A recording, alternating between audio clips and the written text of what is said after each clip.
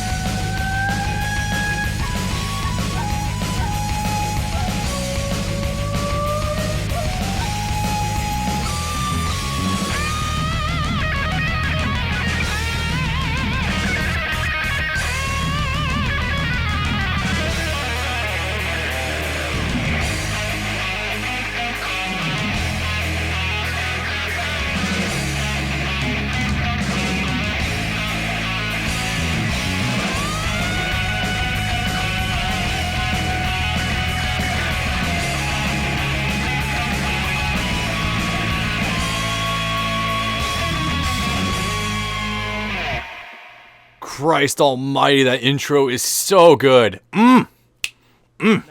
Sorry, every time I listen to that intro, I just have to pause and just like soak it in. It's so damn good. But anyway, so as I was going to say earlier, it's weird that this is still using the Tomy logo versus the Takara Tomy one used in later games. I'm going to guess Takara was a separate company that merged with Tomy at some point, but anyway. By the way, Tomy has produced other games, like a Zoids game on the GameCube. And I can play that now in retrospect because I have a fucking ISO loader for the GameCube.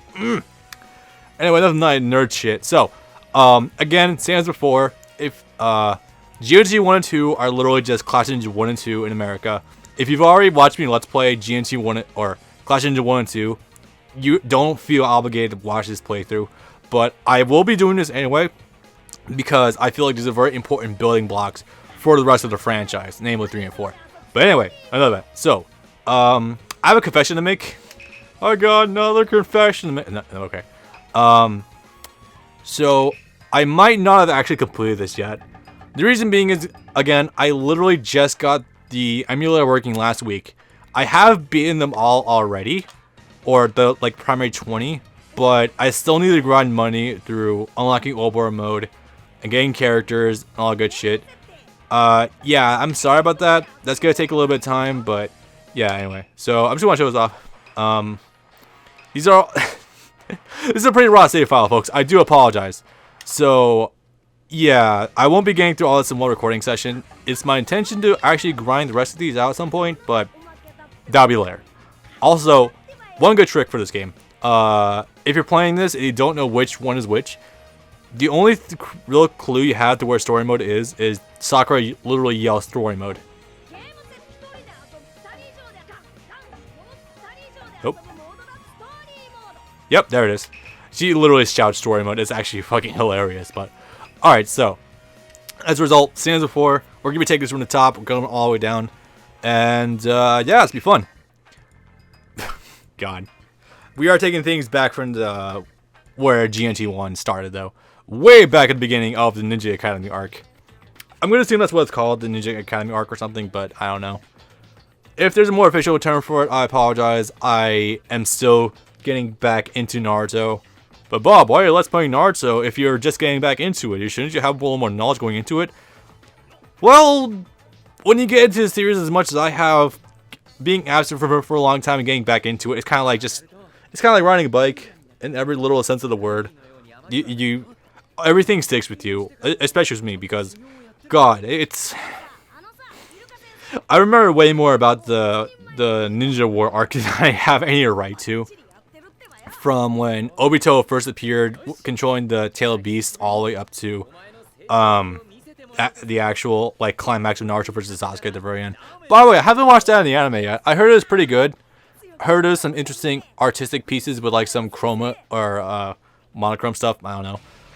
Yeah. I don't know about you guys, but I'm content with just this right now. No, seriously. Yeah. Actually, this is very impressive. I want to comment on this first of all. If you jump from Clash Ninja 1 right into 2, this game runs noticeably faster. Like, the camera's different. It seems to be at a much different angle than it was before. It feels a lot quicker. Maybe it's just me. I don't know. Yeah. By the way, I think this is the first game where Naruto's back B can actually combo into itself. Not into itself, but it can combo a little bit. Like, if you have him on the wall. Oh, I knew that was going to happen. Yeah, there's a lot of new effects. It's just a much better presentation overall. It's almost like making the jump from my DBZ fans out there. It's like making a jump from DBZ Tenkaichi 1 to 2. It's not perfect, but it's still one hell of a noticeable jump. Like, it's good. Anyway, so yeah, as a result, this game is going to be quite a bit longer, but it's also going to be fun. I'm certain there's going to be some people that are going to tell me to play on a higher difficulty, but A, I don't care that much, and B, wow, that worked? How the fuck did that happen? The hitbox went behind me. Alright, sure, no, I'm not questioning it. I don't question good things. That's my policy. Yeah, got me. Anyway, so I'm hoping the money I unlock money? Okay. The money I get through replaying the story mode for you guys will actually go into funding, getting more characters, which will unlock more story modes, which as a result will get me farther, etc., etc. Oh, cool, I can just go right through it directly. Hell yeah. Alright. So, I should probably start commenting on the story itself. By the way, Naruto full on made out with Sasuke by accident. It was fucking great. Yeah, it was good. It was good.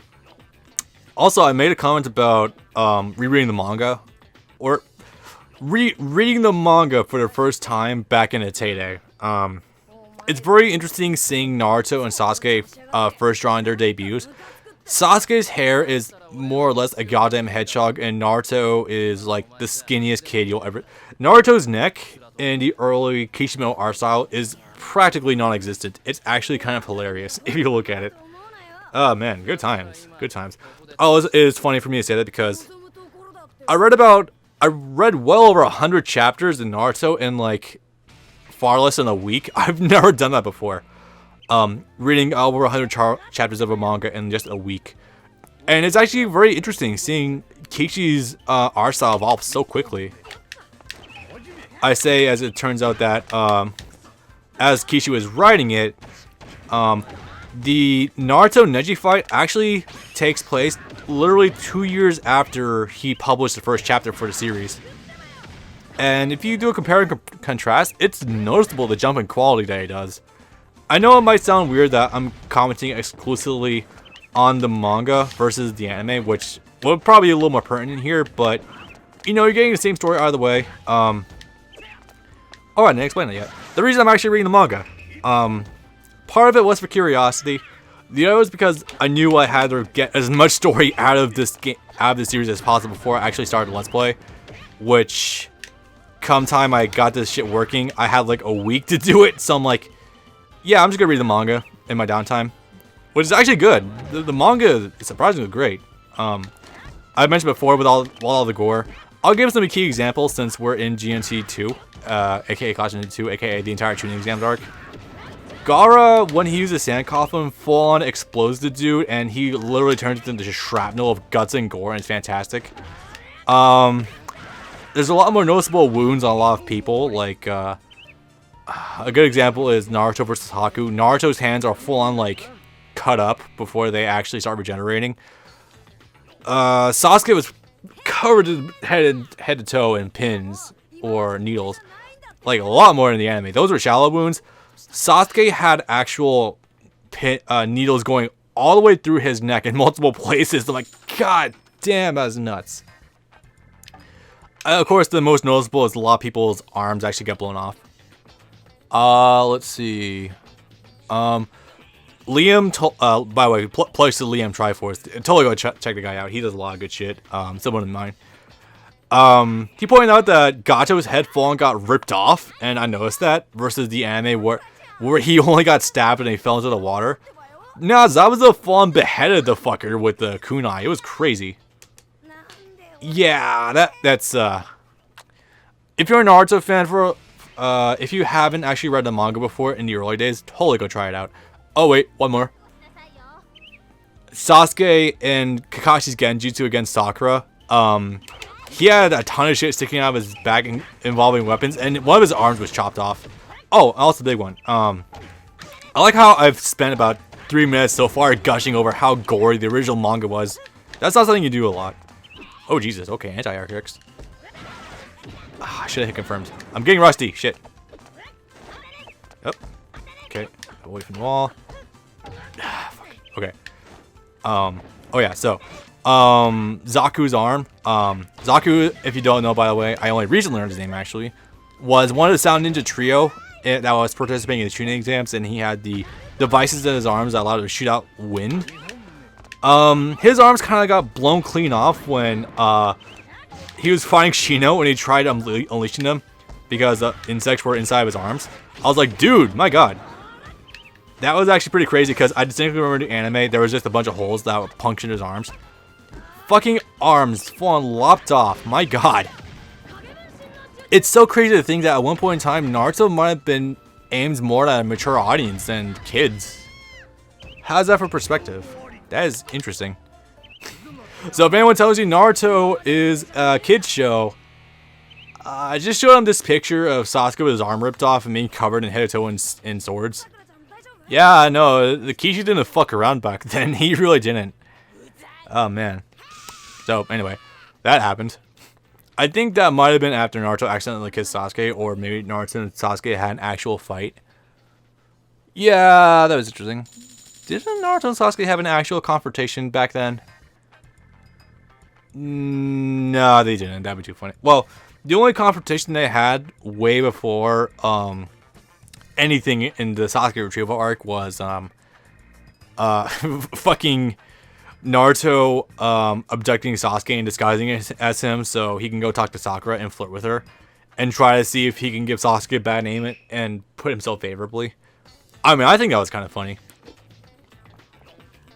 A little bit cringy, but not bad. This is way worse shit the show has put out. This is like PG in my book. PG in terms of cringy, you know. Am I really only 16 minutes into this fucking thing? My god. So it's been a while since I've actually touched Class of Ninja 2. Actually a really long time. I haven't touched it seriously since I made the Kakashi guide. Which, by the way, those guides got a lot more views than I was expecting. My god. I was running notes for a guide for Zabuza, and the Orochimaru one was almost done, but I needed to put everything on paper, and that was interesting. It's a shame, Orochimaru. I wonder how good Orochimaru... fuck. I wonder how good Orochimaru is come GNT4, because I've actually... This is gonna sound weird. It's gonna sound really weird coming from me. By now, I am literally I'm actually the most well-known Let's Player of the Naruto Clash Ninja series. And despite that fact, I have never touched GNT4 before. Or at least not seriously. The most exposure I've had to the game so far, I'm not kidding, is when I booted it up for the first time, making sure it works in the loader, that is. Besides that, I have never fucking touched the game. So, as a result, I'm curious about how Orochimaru's gonna handle the game, because Revolution 1 and 2, he was gutted. Like, I would say he was pretty bad at badly nerfed. He had a lot of stuff taken away from him, a lot of priority moves like forward B, down B, full on crushing like no one's business. Yeah, he got some serious nerfs across the board. So I'm curious how he handles in this game. Also, I'm almost dead, so I should play more carefully. By the way, in these 3-on-1 fights, you'll find that Kakashi has like 3 or 4 times the normal health as to compensate for the 3-on-1. So yeah, interesting. Oh, shit. Okay, let me see if I can hit this shit. Fuck. It'd be weird if that connected as well. That just why. Also, Kakashi's damage output is ridiculous. It's so weird to think this game actually did have 4-player before Revolution did, because Revolution had a lot more emphasis put on the 4-player aspects in my book. It was a lot more optimized for it. This game, it's still serviceable. Oh shit. Yeah, I'm losing really fucking fast. I died. I fucking died to Kakashi. That is embarrassing. Luckily, you can still win on countouts. There's a lot of fun. Okay, there's a lot of fucking fighting games out there that you will not win if you get counted out. But this is luckily a game where you can win if you have more health combined than your opponent. So yeah, as a result, we're probably about to win because Sakura has like all of her hit points. Or not. Oops. Shit. Okay, I'm gonna try to stay alive this time. Yeah, that's a stationary move. Nope. God damn it.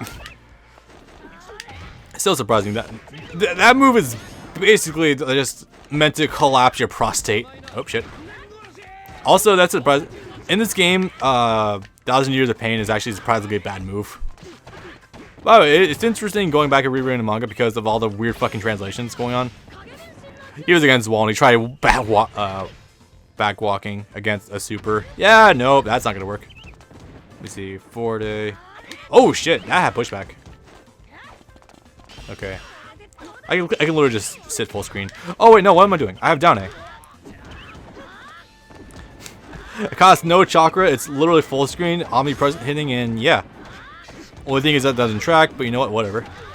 I should have thought of this sooner. This is so stupid. This is the stupidest thing ever. And we won. Through dubious means, but hey, we won, whatever.